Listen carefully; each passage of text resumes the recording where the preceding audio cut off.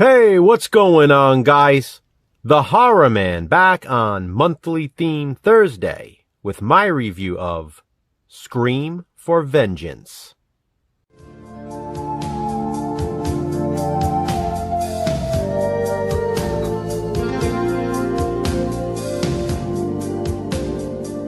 This month's theme has been Video Nasties, specifically from Section 3.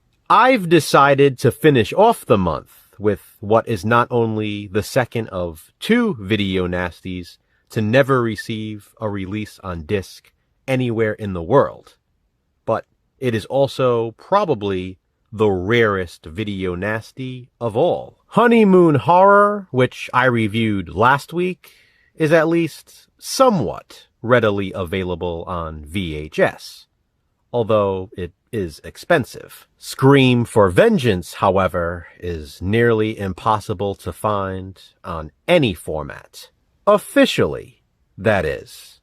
But even unofficially, this is a tough one to track down. Hey, who knows?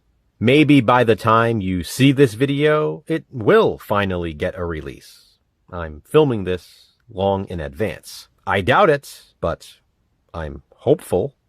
Regardless, as of right now, as I'm filming this video, Scream for Vengeance is the rarest Video Nasty. A group of thugs invade the home of a jeweler. They hold his family hostage, planning to rob him of diamonds. To make the score worth it, they force him to escort them to his jewelry store. One guy stays behind to keep an eye on the jeweler's wife and daughter, who are tied up on chairs in the kitchen.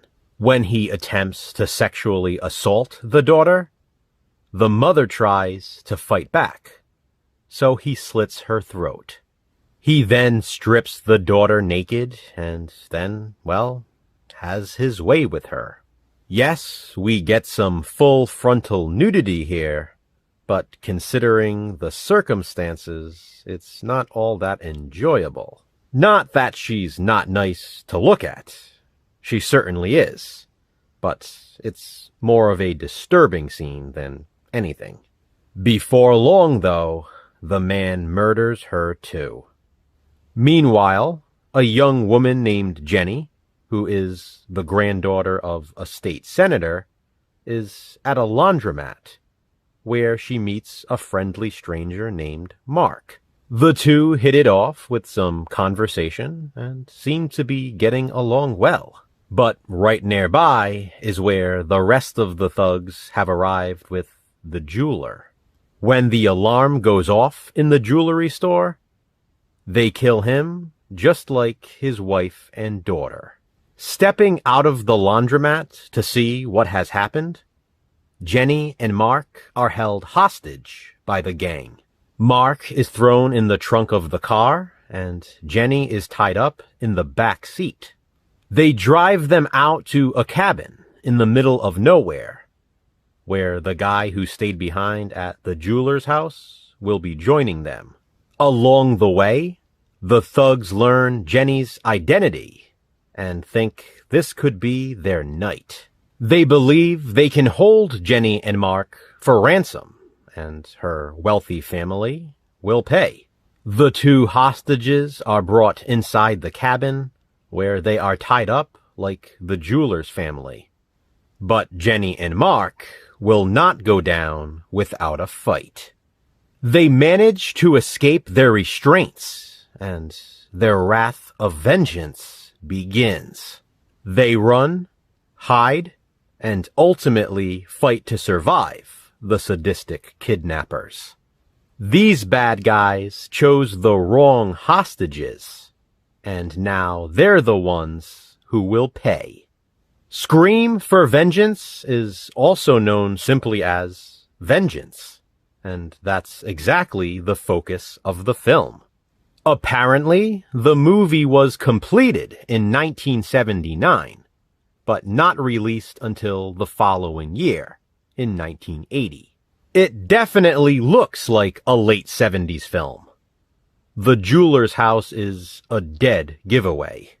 I like that aesthetic, though. I love it, in fact. This is just an unseen gem in a string of 70s revenge flicks. With a title like Scream for Vengeance, or even just Vengeance, I really don't know why it didn't receive more attention, being part of that horror subgenre. I mean, I guess you could say it's because it's so rare, but it probably wouldn't be rare if it was more popular. Does it offer anything different than other films of its kind? Not really.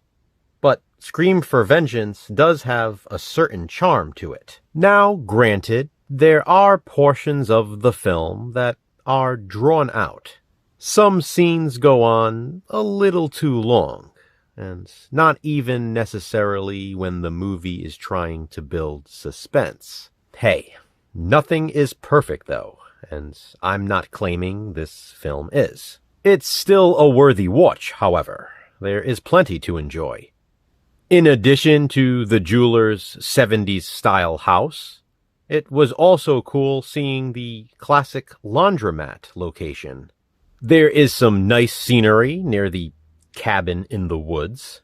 And of course, we get some murderous violence and bloodshed, as you'd expect from a video nasty. Plus that full frontal nudity and sexual violence I covered earlier. Jenny and Mark are really likable characters, so it's satisfying seeing them get their revenge. Plus, after witnessing what these bad guys do to the jeweler's family, it's more than deserved. It's a shame Scream for Vengeance is not available on disc anywhere in the world. And as I said, even finding a VHS copy is nearly impossible. If you're a fan of video nasties and all things rare, Scream for Vengeance is worth seeking out. It's the rarest. But I will still ask, have you seen it? If so, what do you think of it? Comment below and let me know. Which Section 3 video nasty will Jason review for Monthly Theme Thursday today?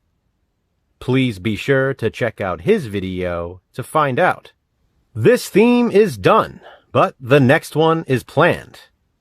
Check back next week to see what it is. Until then, remember, physical media matters.